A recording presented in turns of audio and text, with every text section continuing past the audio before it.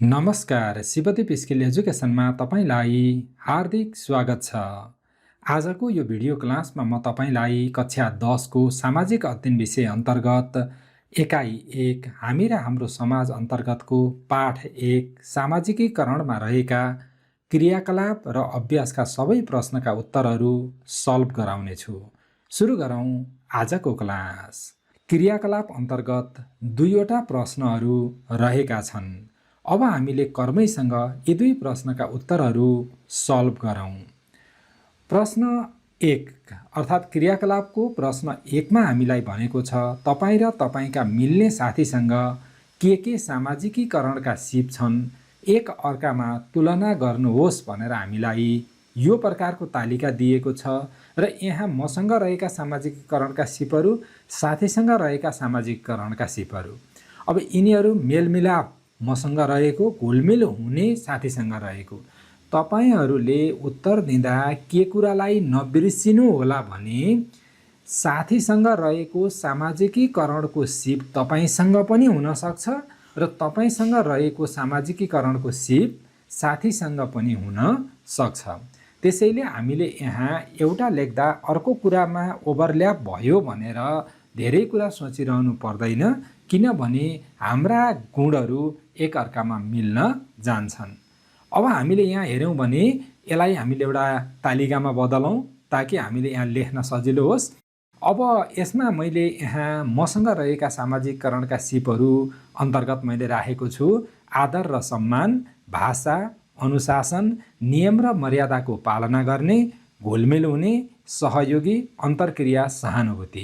यहाँ तपाईले घुलमिल हुने भनेर देख्नु भएको छ, मैले यहाँ घुलमिल हुने भनेर लेखेको छु। जुन गुण मसँग पनि छ, साथीसँग मात्रै होइन मसँग पनि छ, त्यसैले मैले यो कुरा लेखेँ।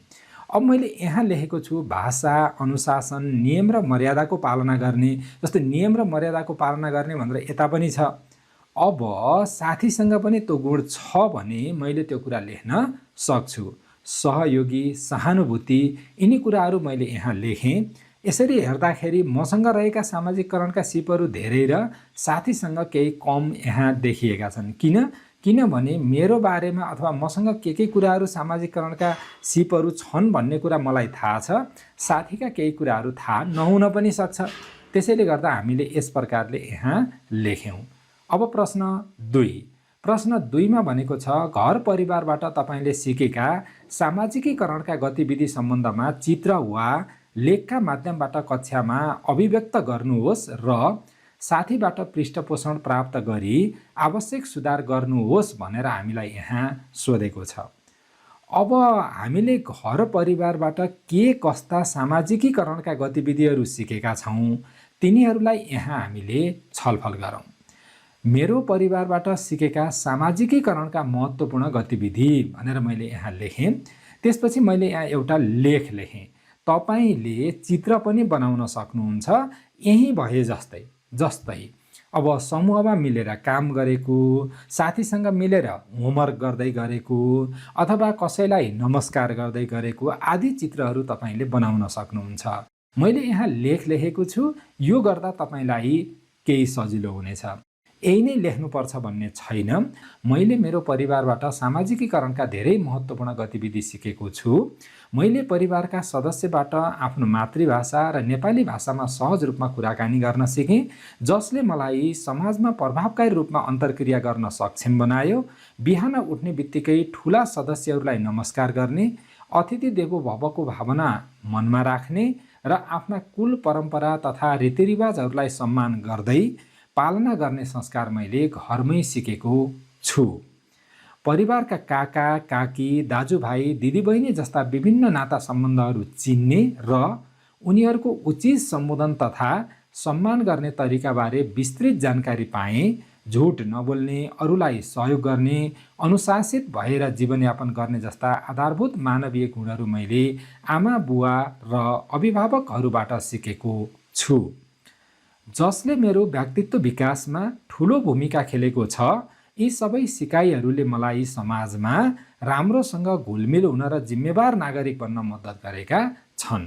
अब तपाईले यो सबै कुरा लेख्नु पर्दैन, यसलाई तपाईले छोटो छोटो बनाएर लेख्दा हुन्छ है त। यो एउटा क्रियाकलाप थियो, जस्ताको तस्तै भन्दा पनि तपाईँले आफ्नो तरिकाले लेख्ने कुरा हामी क्रियाकलाप अन्तर्गत अभ्यास गर्छौँ, त्यसैले त्यो कुरालाई ध्यान दिनुहोला। अब भने हामीले हेर्दैछौँ अभ्यास। अभ्यास अन्तर्गत प्रश्न 1 मा भनेको छ सामाजिकीकरण भनेको के हो भनेर यहाँ भनेको छ। अब सामाजिकीकरण के हो भन्ने कुरा हामीले हेरौँ। समाजका हरेक सदस्यले समाजका मूल्य मान्यता ग्रहण गर्ने, मेलमिलाप, सहकार्य, सहयोगको आदान प्रदान गर्ने तथा आपसी सम्मानका व्यवहार सिक्ने एवं अभ्यास गर्ने प्रक्रियालाई सामाजिकीकरण भनिन्छ। यो प्रकारको सामाजिकीकरणको परिभाषा हाम्रो किताबमै छ, अथवा यसलाई यसरी पनि लेख्न सकिन्छ, एक जैविक प्राणीलाई सामाजिक व्यक्तिका रूपमा रूपान्तरण गर्नका लागि अवलम्बन गरिने सम्पूर्ण प्रक्रिया नै सामाजिकीकरण हो। यिनीहरूमध्ये तपाईँले कुनै एउटा लेख्नुहोस्। अब किन दुईवटा लेखेको हामीलाई कन्फ्युजन भयो भन्ने होइन, तपाईँलाई जुन मनपर्छ, जुन सम्झन सजिलो हुन्छ, यी दुवै परिभाषा सही छन्, त्यो मध्ये एउटा लेख्नुहोस्। अब हेरौँ प्रश्न 2, सामाजिकीकरणको महत्त्व उल्लेख गर्नुहोस्। सामाजिकीकरणको महत्त्व निम्न छन्। नम्बर 1 मा सामाजिकीकरणले व्यक्तिको व्यक्तित्व विकास गर्न सहयोग गर्दछ। त्यसै गरी सामाजिक कार्यमा सहभागी हुन प्रेरित गर्दछ। समाजप्रतिको सकारात्मक सोच र व्यवहार सिकाउँछ। सामाजिकीकरणले जीवनयापनका लागि आवश्यक व्यावहारिक ज्ञान प्राप्त हुन्छ। व्यक्तिलाई अनुशासित, सहयोगी, मिलनसार र सहकार्य जस्ता मानवीय गुण र व्यवहारको लागि प्रेरित गर्दछ। समाजमा प्रचलित मूल्य मान्यता, रीतिरिवाज र परम्पराको सम्वर्धन गर्दै भावी पुस्तामा हस्तान्तरण गर्न जिम्मेवार बनाउँछ। यी कुराहरू सामाजिकीकरणका महत्त्व हुन्। कति मार्क्समा सोधेको छ त्यही अनुसार उत्तर लेख्नुहोला, अथवा कहिलेकाहीँ कुनै दुईवटा महत्त्व उल्लेख गर्नुहोस् भन्न सक्छ, अथवा तपाईँले 2 मार्क्समा सोध्यो भने 2वटा वा 4वटा लेख्न सक्नुहुन्छ। प्रश्न 3, प्रेम र स्नेहले सामाजिकीकरणमा कसरी सहयोग गर्छ प्रश्न पार्नुहोस् भनेको छ। उत्तर, प्रेम र स्नेहले एक अर्का बीचमा आत्मीयता अभिवृद्धि गर्छ। आत्मीयता सद्भाव र सहकार्यको आधार हो। यसले मानिसप्रति विश्वास र अपनत्व प्रदान गर्छ, जुन सामाजिकीकरणका लागि महत्त्वपूर्ण मानिन्छ। प्रश्न 4, सामाजिकीकरणका माध्यम वा निकाय के हुन्? तीमध्ये तपाईँका विचारमा सबैभन्दा महत्त्वपूर्ण निकाय वा माध्यम कुन हो र किन? उत्तर, सामाजिकीकरणका माध्यम वा निकाय घर परिवार, विद्यालय, दौतरी समूह भनेको साथी समूह, सांस्कृतिक गतिविधि आदि हुन्। यी मध्ये मेरो विचारमा सबैभन्दा महत्त्वपूर्ण निकाय वा माध्यम घर परिवार हो, किनभने घर परिवार व्यक्तिको पहिलो पाठशाला हो। व्यक्तिले परिवारबाट भाषा, मूल्य, संस्कार, सम्मान, नाता सम्बन्ध लगायतका सामाजिक गुण सिक्छ र अभ्यास गर्दछ। परिणामतः समाजमा ऊ सजिलै घुलमिल भई एक सदस्यका रूपमा आफूलाई स्थापित गर्दछ। त्यसैले गर्दा के हो त भन्दा घर परिवार नै सामाजिकीकरणको लागि सबैभन्दा महत्त्वपूर्ण माध्यम अथवा निकाय हो। प्रश्न 5, मानिस जैविक प्राणीबाट कसरी सामाजिक प्राणीमा रूपान्तरण हुन्छ उदाहरणसहित प्रश्न पार्नुहोस् भनेको छ। सामान्यतया जैविक प्राणी भनेका जीवन भएका अर्थात् श्वास फेर्ने जैविक तत्त्वलाई बुझिन्छ। तर मानिस जैविक प्राणी मात्र नभई एउटा सामाजिक प्राणीको रूपमा रहेको हुन्छ।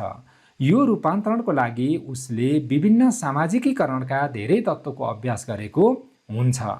उदाहरणका लागि प्रेमले आत्मीयता अभिवृद्धि गर्छ, सहयोगले मानिसहरूलाई नजिक ल्याउँछ, अन्तर्क्रियाले विचार र भावना बुझ्न सकिन्छ भने भाषाको माध्यमबाट अनुभव र सोचाइ आदान प्रदान गर्न मद्दत पुग्छ। अब यी कुराहरूको आधारमा मानिस के हुन्छ, एउटा जैविक प्राणीबाट सामाजिक प्राणीमा रूपान्तरण हुन्छ। प्रश्न 6 मा भनेको छ तपाईले आफ्नो घर छिमेकमा कस्ता सामाजिकीकरणका अभ्यास गर्नुभएको छ, ती अभ्यासले सामाजिकपनको विकास गर्न कसरी मद्दत पुर्याएका छन् लेख्नुहोस् भनेर भनेको छ। मैले आफ्नो घर छिमेकमा निम्न अनुसार सामाजिकीकरणका अभ्यास गरेको छु। घर छिमेकमा रहेर नै मेरो मनका कुरा भन्न, सुन्न र बुझ्नको लागि भाषाको अभ्यास गरेको छु। एक आपसमा घुलमिल भई माया, सहयोग, सहकार्य र मेलमिलापको अभ्यास गरेको छु।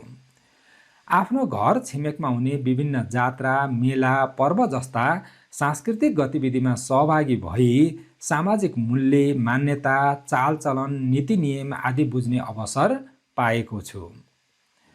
सम्मान र आत्म-अनुशासन जस्ता उच्च सामाजिकीकरणको अभ्यास गरेको छु। यस प्रकार यी अभ्यासहरूले मलाई चाहिँ सामाजिकीकरणमा सहयोग पुर्याएको छ अथवा सामाजिकपनको विकास गर्न सहयोग पुर्याएको छ। पक्कै पनि तपाईहरूले यी कुराहरूलाई बुझ्नु भएको छ भन्ने विश्वास छ। यो सँगै हामीले सामाजिकीकरण अन्तर्गत रहेको क्रियाकलाप र अभ्यासका सबै प्रश्नका उत्तरहरू यहाँ सल्भ गऱ्यौँ। कुनै कुरा बुझ्नु भएन भने कमेन्ट गरेर सोध्नुहोला। भिडियोलाई लाइक गर्न र च्यानललाई सब्स्क्राइब गर्न नबिर्सिनुहोला। तपाईँको दिन शुभ रहोस्।